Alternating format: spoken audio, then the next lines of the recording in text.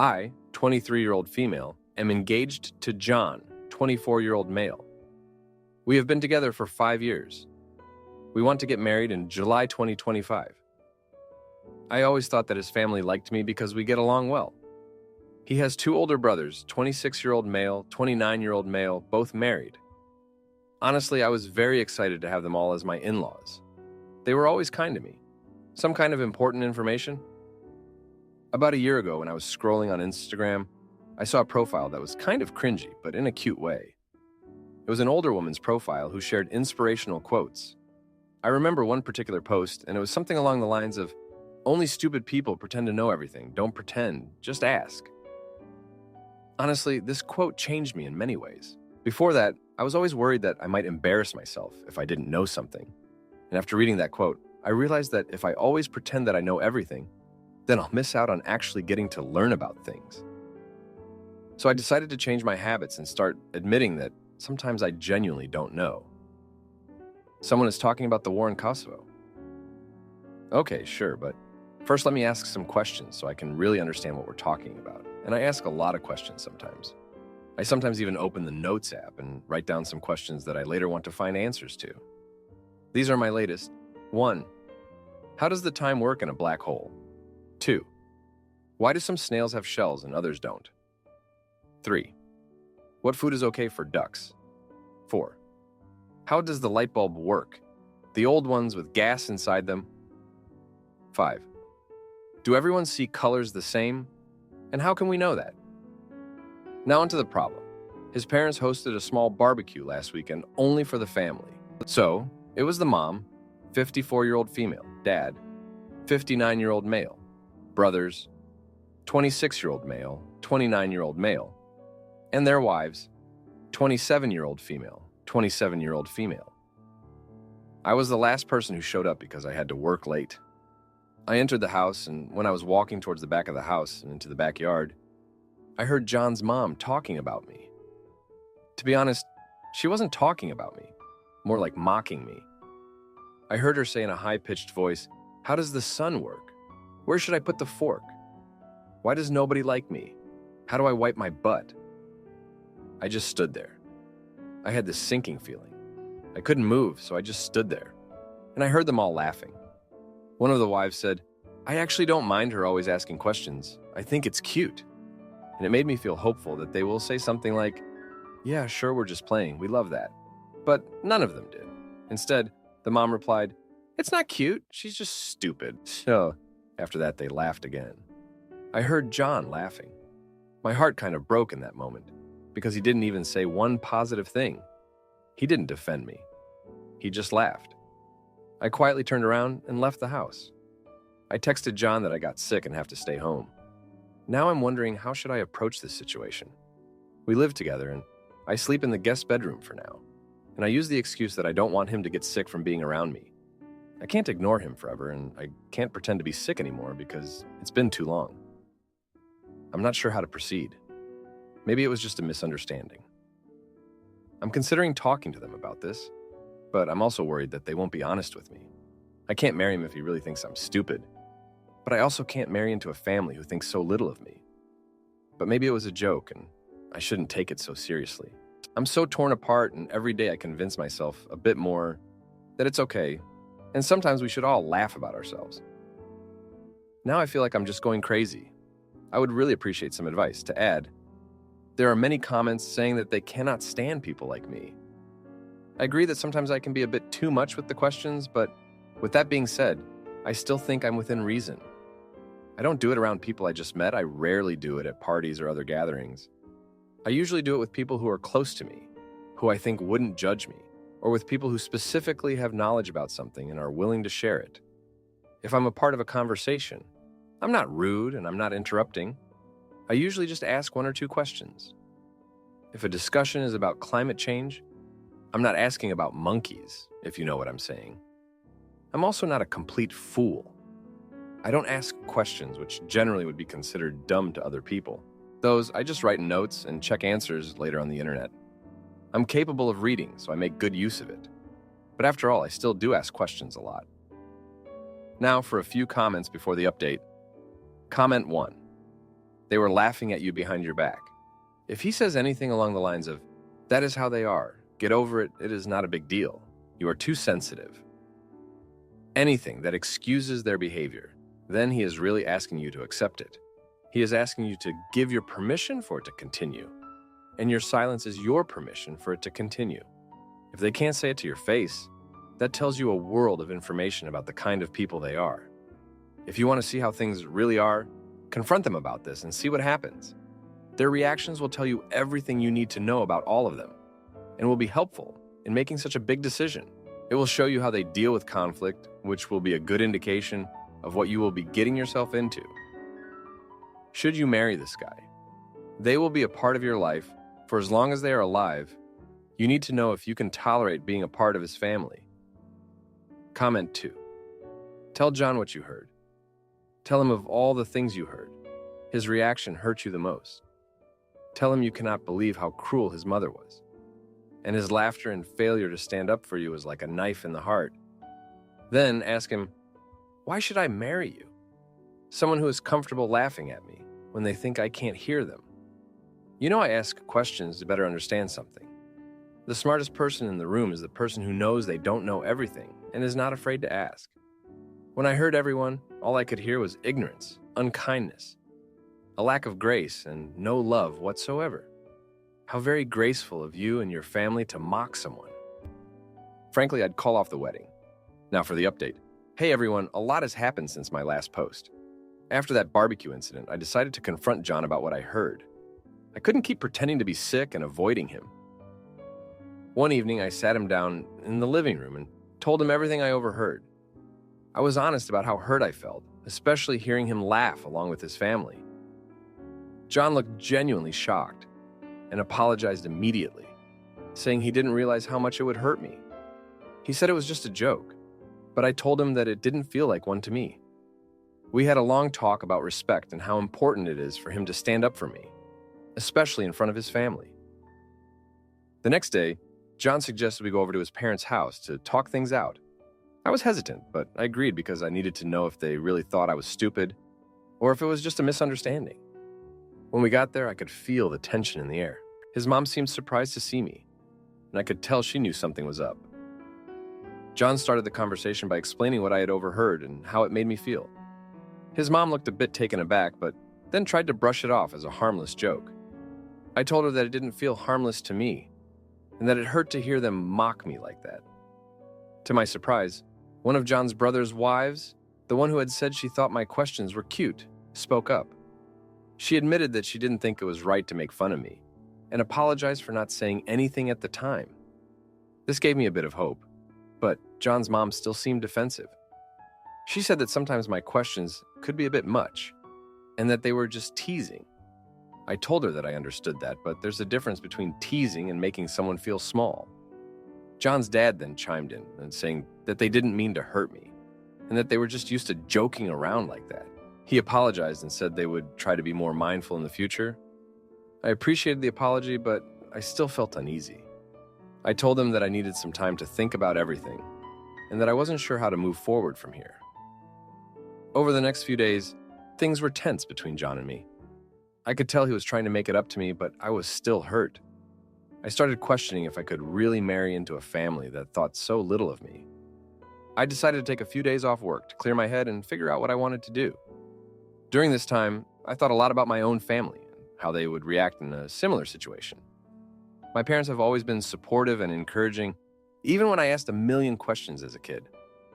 I remembered a time when I was about 10 years old and asked my dad why the sky was blue. Instead of brushing me off, he took the time to explain it to me in a way I could understand. That memory made me realize how important it is to have people around who respect and support you, no matter what. One evening, I decided to call my mom and talk to her about everything that had happened. She listened patiently and then told me that I deserve to be with someone who respects me and stands up for me, no matter what. She reminded me that marriage is about partnership and that I needed to feel confident in my relationship with John before taking that next step. After that conversation, I felt a bit more clarity. I knew I needed to have another talk with John, but this time I needed to be clear about what I needed from him. I told him that I needed to feel respected and supported, not just by him, but by his family as well. I told him that if he couldn't stand up for me, then I wasn't sure if we could move forward with our plans to get married. John seemed to understand the gravity of the situation. He promised that he would talk to his family again and make it clear that their behavior was not acceptable. He also promised to be more mindful of how he reacted in the future and to always stand up for me. I appreciated his willingness to make things right, but I knew it would take time for me to fully trust him again. In the meantime, I decided to focus on myself and my own well-being. I started journaling more and taking long walks to clear my head. I also reached out to a few close friends and talked to them about everything that had happened. Their support and encouragement helped me feel a bit more grounded. As for John's family, things are still a bit awkward. They apologized again, but I can tell there's still some tension. I'm not sure if things will ever be the same, but I'm hopeful that with time, we can all move past this. For now, I'm taking things one day at a time and trying to focus on the positive aspects of my relationship with John. Thank you for reading. Am I the idiot for leaving home? After my mother slut-shamed me. In front of my brother, I am so embarrassed, angry, hurt, just really going through all of it. I, 22-year-old female, came home tonight from a long day of work, and my mother comes to me and says, "Your brother and I want to have a chat with you about last night." Last night, my boyfriend came over and we had intimacy. Nothing out of the norm, but I guess I was too loud this time. We always try to do it discreetly, but I got caught. So my brother, 19-year-old male, and mother, 52-year-old female, had a chat with me about how uncomfortable it was to hear me. My mother was doing most of the talking and was speaking for my brother. I was getting emotional, so I looked at my brother and said, "Why did you not come at me directly with this? We are both grown-ups. If you had a problem, you come to me." He stayed quiet, and my mother got defensive, saying, "This is not a whorehouse. Go book a hotel room if you want to do that." I was offended that my mother's essentially slut-shaming me for having intimacy with my boyfriend of 3 years. I look at my brother and apologize sincerely because I made him uncomfortable, and that was the last thing I wanted to do. He forgave me, and that was that. It hurts because my mother is acting like I'm bringing different men to the house. Things got really heated between my mother and me. So I start crying and I call my boyfriend to tell him what happened. He says, "I'm sorry for getting you in trouble. Do you want to come over?" And I say, "I would like that." So I pack up my essentials and I left home. My mother has called me, but I'm refusing to pick up, and my brother doesn't know that I left home. I feel really embarrassed and I don't know what to do. A part of me feels really bad for my brother, but at the same time, he is an adult. He should have come up to me one-on-one to have this conversation. How do I move on with this? I don't want my boyfriend to walk on eggshells anytime he comes over now. To add, thank you for all the comments and advice. I appreciate all the honest feedback. There are a few things that need clearing up. My boyfriend lives about 40 minutes from my place. He lives at his parents' as well. I wish I could magically move into a brand new apartment tomorrow, but that's not how it works. I am planning to move out of home in February 2025, as that is when my annual leave will be, and I will have enough saved up for me to move out. I work 6 out of the 7 days a week, and don't have time to move out just yet. My brother and I are on good terms. Like I said in my post, I apologize for making him uncomfortable, as I never wanted this to escalate to this extent. He forgave me and we are all good. I'm going to talk to him one-on-one. What has made me upset is more of the fact that my mother slut-shamed me and made this a bigger deal than it has to be. Of course, I talked to my boyfriend. We agreed that we won't have intimacy at my mother's place. It's not like intimacy is a big deal in our relationship, but we will manage. He visits me at most twice a week, so it's not like this is an everyday occurrence. Now for an update, hello again. I am very overwhelmed with all of your comments, and again, I would like to say thank you all for your feedback and advice. I came home about an hour ago and I had a lengthy chat with my brother. He said that he should have talked to me privately, but he had to tell someone. I completely understood why, and I apologized to him again for what he heard. We hugged it out, made a few jokes about it, and moved on. After that, I talked to my mother. I started off the conversation with, "Is my boyfriend not allowed to come over anymore?" And she said, Of course he can come over. We love him and your relationship. I mentioned that I did not appreciate the whorehouse comment, and she got emotional. She told me that it was wrong for her to say that, and that she should have talked with me one-on-one instead of bringing my brother and having a whole discussion about it. She was really beating herself up about it. I got emotional too, and we talked about boundaries and what we can and can't do, obviously, lol. We hugged. She sincerely apologized and told me stories about her and my late father, and it made me feel a lot better. So that's that. This is probably going to be a story that I'm going to laugh about in a few years' time, but yeah, thank you again. Now, for a few comments before the update. Comment 1. You are quite old enough to be having intimacy. But if you want to do it freely and be loud, get your own place. I will, however, say your mom was beyond wrong for her nasty comment. I understand that you and your brother are adults, but I can also imagine he may have felt uncomfortable bringing it up. Comment 2. I came home the other day and my 21-year-old was in the bath with his girlfriend. I yelled through the door that Jesus was watching. We all laughed and laughed, then got pizza and continued our 6 feet under binge. My point is, your mother should get a grip. Now, for the update. Hey everyone, thanks for sticking with me through all this. So, after that whole mess, I decided to stay at my boyfriend's place for a few days to cool off. It was nice to get away, but it also gave me a lot of time to think about everything. My boyfriend and I had some deep conversations about our future and what we want. We both agreed that we need to start looking for a place of our own sooner rather than later. The plan to move out in February 2025 felt too far away, especially after all this drama. When I finally went back home, things were awkward. My mom was trying to act like everything was normal, but I could tell she was still upset. My brother was avoiding me, which made me feel even worse. I decided to have another talk with him to clear the air. He admitted that he felt caught in the middle and didn't know how to handle the situation. I told him I understood and that I was sorry for putting him in that position. We hugged it out again, but I could tell things weren't completely back to normal. A few days later, my mom and I had another argument. She was still upset about the whole situation and started bringing up other issues that had nothing to do with what happened. It felt like she was using this as an excuse to vent about everything that had been bothering her. I tried to stay calm, but it was hard. I ended up yelling at her, and she yelled back.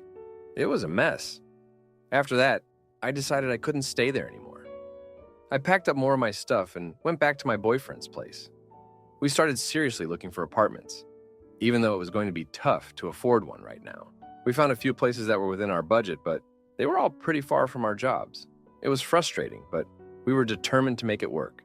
In the meantime, my mom kept calling and texting me, but I ignored most of her messages. I needed space to figure things out. My boyfriend was super supportive, but I could tell he was getting stressed too. We were both working long hours and trying to find a place to live on top of everything else. It was exhausting. One night, my boyfriend and I had a big fight. He was frustrated with the whole situation and felt like I was putting too much pressure on him. I felt like he wasn't being supportive enough. We both said things we didn't mean, and I ended up leaving his place and driving around for hours, not knowing where to go. I finally went back to my mom's house, but I didn't go inside. I just sat in my car, crying and feeling completely lost. The next day, I decided to talk to my mom again. I needed to try to fix things, even if it was just temporary. We had a long, emotional conversation. She admitted that she was struggling with a lot of things and that she took it out on me. I told her I was sorry for everything too. We both cried and hugged, and it felt like we were finally starting to understand each other. But things didn't get better right away. My brother was still distant, and my boyfriend and I were still struggling to find a place. I felt like I was stuck in limbo, not knowing what to do next. I started to feel really depressed and anxious. I didn't want to go to work, and I didn't want to be at home. I felt like I had nowhere to go. Then, something unexpected happened. My boyfriend got a job offer in another city. It was a great opportunity for him, but it meant we would have to move far away from our families and friends. He was excited about it, but I was terrified. I didn't know if I could handle such a big change, especially with everything else going on. We talked about it for days, weighing the pros and cons. I knew it was a great opportunity for him, but I was scared of leaving everything behind. I was also worried about my mom and brother. I didn't want to leave them when things were still so tense. But in the end, I knew I had to support my boyfriend. We decided to take the job and move to the new city. Telling my mom and brother was one of the hardest things I've ever done. My mom was devastated and my brother was angry. They both felt like I was abandoning them. I tried to explain that it was the best thing for me and my boyfriend, but they didn't understand. It felt like I was losing my family all over again. The move was stressful and chaotic. We had to find a new place, pack up all our stuff, and say goodbye to everyone. My boyfriend and I were both on edge, and we had more fights than ever. But we pushed through and finally made it to our new apartment. It was small and not in the best neighborhood, but it was ours. Starting over in a new city was tough. We both had to adjust to new jobs, new routines, and being away from our families. I missed my mom and brother, even though things had been so difficult with them. I felt guilty for leaving, but I knew I had to focus on building a new life with my boyfriend. One night, after a particularly hard day, I got a call from my mom. She was crying and said she missed me. We talked for hours, and it felt like we were finally starting to heal. She told me she was proud of me for making such a big decision, and that she understood why I had to leave. It was a huge relief to hear her say that. My brother and I are still working on our relationship. He's still hurt and angry, but we're slowly starting to talk more. I know it will take time, but I'm hopeful that we can get back to where we were before all this happened. So that's where things stand now. It's been a crazy few weeks, and I know there's still a lot to work through. But I'm trying to stay positive and focus on the future. Thanks for reading. Am I the idiot for filing a restraining order against my husband after he accused me of killing his sister? My 30-year-old female husband, Luke, 33-year-old male, had a sister, Laura, 29-year-old female. We were all close and saw each other 2-3 times a month, along with their parents. Almost 6 months ago, Laura fell down the stairs at their family home and died. It was a freak accident. There's a window on the half landing and she hit her head on the sill. I was the last person to see her. I was there for less than 10 minutes and she was in her pajamas making coffee. I didn't even stay for a drink, and I struggle with how such a brief and meaningless interaction could have been her last. She deserves so much more. My husband and I have only been married for a year, but we've been together for 4 and have known each other for more than 20 years. When Laura's parents found her, they called my husband right away, and we rushed over. We faced the whole thing as a family. In the days after, Luke started quizzing me about exactly what we talked about, what she was wearing, where we were standing, etc. It progressed to him saying I was providing conflicting information. On tiny details he was deliberately misunderstanding and accusing me of withholding information because I couldn't tell him things like what pajamas she was wearing. This escalated quickly, but lasted for less than a week, as I lost my cool and made it clear that I was done answering questions. He didn't bring it up again, and I wrote it off as a grief quirk. His behavior was generally that of a normal, grieving person. Last Friday, he outright accused me of unaliving her in front of his parents, out of the blue. We were all stunned. There was an inquest which recently concluded, and there was never any doubt the verdict would be accidental death. He said it was completely obvious, and he couldn't believe that no one else could see it. He claims I went through his phone and found his messages with Laura. I have absolutely no idea what messages he's talking about. I've never looked at his phone, and that I went over to confront her, and things got out of hand, and I pushed her downstairs. By the end, he was shouting about going to the police and getting the inquest overturned and how I wasn't going to get away with it. Let me be clear. Laura and I had a great relationship. We all did. I have no idea where this has come from other than these messages I haven't seen. And even then, I don't think there's anything I could ever see on someone's phone that would drive me to unalive. It's just ridiculous. He's been with his parents since this happened and will not talk to me at all. I've had some contact with his mom, but she's not being very communicative. The last I heard, she didn't know what messages he was referring to either. I am still completely stunned and I have no idea how to proceed. I made a commitment to be there for him always. And I understand that grief can manifest in strange ways, but part of me feels like my love for him died the second he called me a unaliver. And I don't know how we could possibly work through this. I also really don't want to be thought of in this way, and I have no idea if he has said anything to people we know. I obviously haven't. A brain tumor or psychotic break has crossed my mind. and I suggested it to his mother, and she just said she'll talk to him.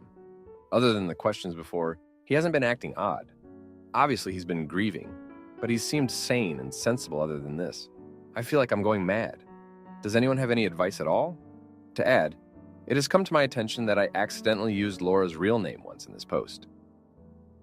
Can I kindly ask that anyone who commented "who is" real name delete their comment, as I really don't want this to bleed into my real life, for obvious reasons. Now, for a few comments before the update.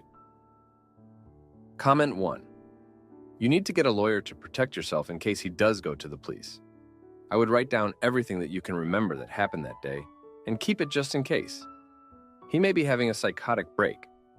As stated, don't talk to him or his immediate family or your friends without someone present, or preferably by text or email. Save everything. You need to take his accusations seriously and cover your backside. Comment 2. Protect yourself. Never meet him alone. Record every interaction you have with him and try to see what kind of texts those are. Something fishy is there. And above all this, if the love is gone, the trust will be too. You can't recover from this. Divorce him. Even if something like grief trauma, this doesn't mean he has to accuse you of being an unaliver. Now for the update.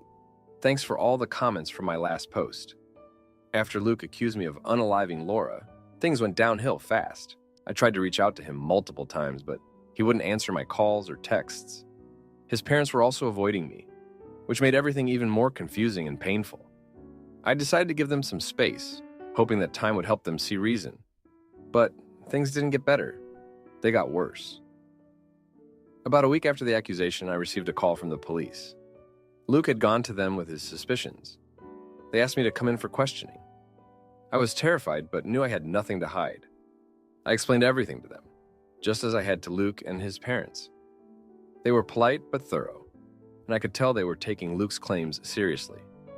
They even asked to see my phone, which I handed over without hesitation. After a few hours, they let me go, but the experience left me shaken. I decided to stay with my friend Sarah for a while. She was incredibly supportive and helped me get through those first few days. But then, something unexpected happened. While I was at Sarah's, I got a message from Luke's mom. She said she wanted to meet and talk. I was hesitant, but agreed, hoping it might be a chance to clear things up. When we met, she seemed different, more distant and cold. She told me that Luke had found some old messages between Laura and me on an old phone of his. He had somehow convinced himself that these messages were proof of a fight between Laura and me. I was baffled because I couldn't remember any such messages. She showed me the phone, and there they were. Messages from months ago where Laura and I had a minor disagreement about something trivial. I tried to explain that it was just a normal sibling-in-law spat, but she wasn't convinced. She said Luke was adamant that this was the motive for the murder. I left the meeting feeling more isolated than ever. Even Luke's mom, who had always been like a second mother to me, seemed to be turning against me. I decided to go back to our house to gather some of my things. When I got there, I found that Luke had changed the locks. I was locked out of my own home. I called a locksmith to get in, but when I entered, I found that Luke had taken most of his things and left a note saying he was filing for divorce. I was devastated. I called my lawyer to discuss my options. She advised me to document everything and to be prepared for a tough legal battle. I couldn't believe it had come to this. I felt like I was living in a nightmare. A few days later, I got a call from the police again. They wanted to search the house for any evidence related to Laura's death. I agreed, knowing I had nothing to hide. They went through everything, even taking some of my personal items for further examination. It was humiliating and invasive, but I cooperated fully. During this time, I started to notice some strange things. I found a hidden camera in the living room, something I'd never seen before. It was well hidden, and I had no idea how long it had been there or who had put it there. I reported it to the police, but they seemed more interested in my potential involvement in Laura's death than in the camera. As the days went by, I started to piece together a disturbing picture. Luke had been acting strangely for months, even before Laura's death. He had become more secretive and paranoid. I remembered an incident a few months ago when he had accused me of cheating on him out of the blue. At the time, I had brushed it off as stress from work. but now it seemed like part of a larger pattern. I decided to do some digging of my own. I went through our old emails and found some messages from Luke to a private investigator. He had hired someone to follow me and gather information on me. I felt violated and betrayed. It was clear that Luke had been building a case against me for months, long before Laura's death. I took this information to my lawyer, who advised me to file a restraining order against Luke. She also suggested that we counter his divorce filing with evidence of his erratic behavior. I agreed, but it felt like a hollow victory. My marriage was over and my life was in shambles. The police eventually cleared me of any involvement in Laura's death, but the damage was done. My reputation was tarnished, and I had lost my husband and his family. I tried to reach out to Luke one last time, hoping to find some closure, but he refused to see me. He was convinced of my guilt, and nothing I said could change his mind. In the end, I moved out of our house and into a small apartment. I started seeing a therapist to help me deal with the trauma of the past few months. It's been a long and painful journey, but I'm slowly starting to rebuild my life. I still think about Laura every day and wonder how things could have been different. But for now, all I can do is move forward and try to find some semblance of peace. Thanks for reading. If you like this video, you'll probably like these too. Also, while you're here, please consider subscribing. It's your support that keeps this channel alive and allows me to make better and longer videos. Have a great day.